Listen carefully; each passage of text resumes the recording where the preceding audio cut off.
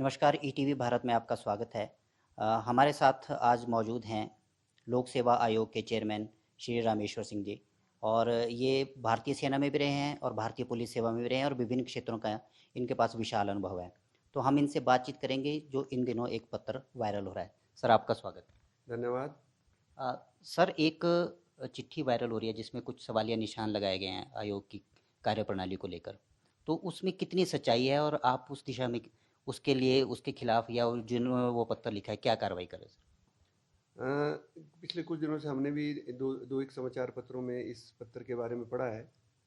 उस पत्र में जो पत्र तो हमें प्राप्त नहीं हुआ है क्योंकि वो मुख्यमंत्री को संबोधित है और पत्र में ये भी लिखा गया है, पर समाचार पत्रों ने ये भी बताया है कि डीजीपी को भी उसकी कॉपियाँ दी है और वो भी अपने लेवल पे उसकी छानबीन कर रहे हैं। तो हमने कल भी हमसे उन पत्रों ने कुछ ने पूछा था, तो हमने स्टेटमेंट दी थी कि हम स्वतंत्र एजेंसी से भी जांच कराने के लिए तैयार है। अगर उसमें कुछ भी सच्चाई है तो उसको, जिसको सच्चाई, अगर कमीशन में ऐसी कोई गड़बड़ी का कोई किसी के पास कोई प्रूफ है, कोई सच्चाई है, तो वो सामने लाए, हमें बताए।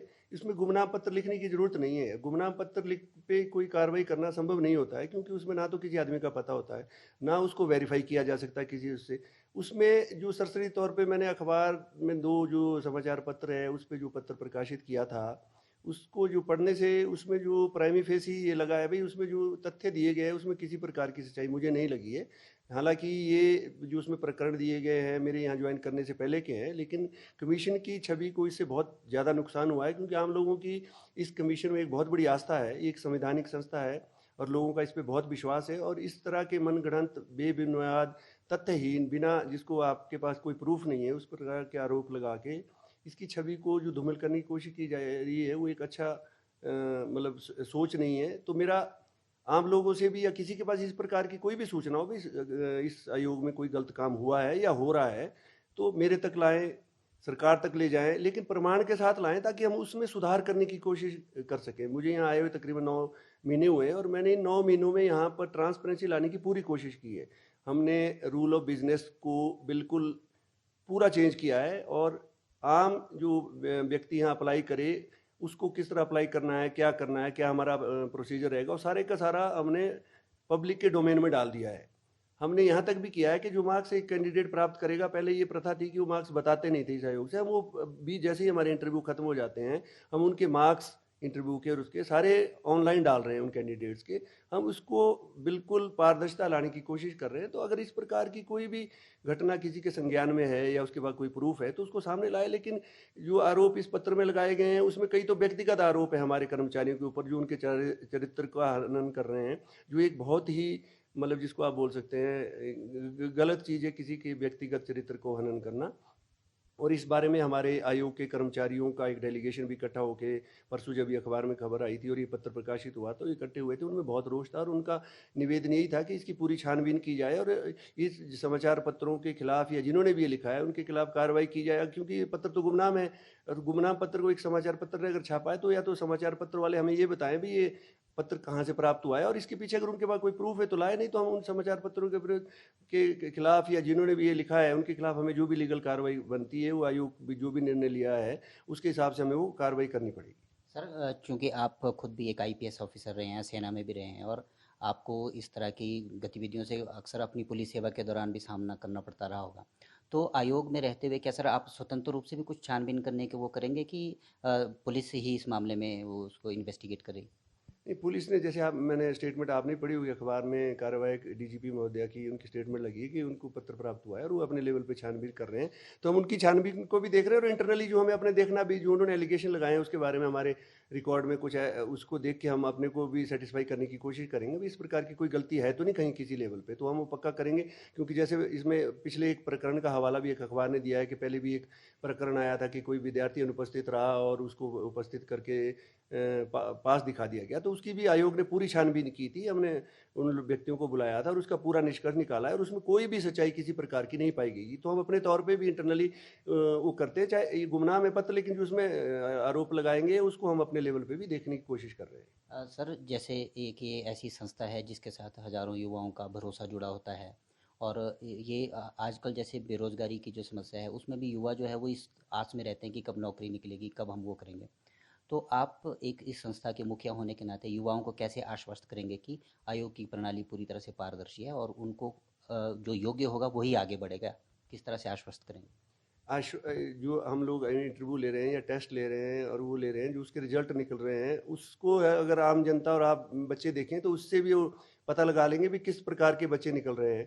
जहाँ तक ये सवाल होता है, कई लोगों की कुंठा रहती है, व्यथा रहती है। जो आदमी यहाँ अपीयर होता है, हर आदमी की इच्छा होती है कि मैं सिलेक्ट हो जाऊँ, लेकिन हम एक पोस्ट के लिए 6 आदमियों को बुलाते हैं। पहली पोस्ट के लिए, एडिशनल पोस्ट के लिए 3 आदमी को बुलाते हैं। मतलब 2 पोस्ट है तो 9 आदमी आएंगे, तो 9 में से हमने 2 आदमी छांटने हैं। एक एक्सपर्ट बैठता है, एक डिपार्टमेंटल का नुमाइंदा बैठता है, एक आयोग का सदस्य या चेयरमैन, उसका चेयरमैन होता है। तो वो 6 या 9 आदमियों को इंटरव्यू करेगा और उसमें जो बेस्ट होगा उसी को चुनेगा। तो जो आदमी सिलेक्ट नहीं होता वो सोचता है कि मैंने ही बहुत बढ़िया बोला, उसको उन बाकी 6 आदमियों का तो पता नहीं होता है। तो हमारी कोशिश तो ये रहती है सबसे बेस्ट आदमी जो काबिलियत पे पूरा उतरे, जो सीट, जो जिस पोस्ट के लिए वो सिलेक्ट हो रहा है, उसको सही ढंग से उसका निवारण करे अपने कर्तव्यों का। हम तो उसको सिलेक्ट करने की कोशिश करते हैं।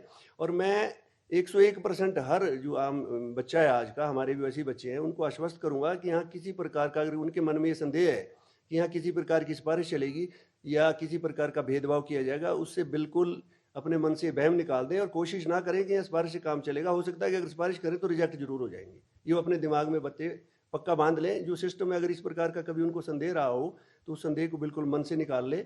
उस संदेह को दूर करने के लिए हम लोग यहाँ बैठे हैं और कोशिश करेंगे कि वो संदेह, जब तक मेरा टनूर यहाँ है, हर आदमी ये दिल में क्लियर कर ले कि यहाँ जो सिलेक्शन होती है, फिर सिलेक्शन होती है, हिमाचल प्रदेश आयोग का पूरे देश के आयोगों में एक बहुत अच्छा स्थान है।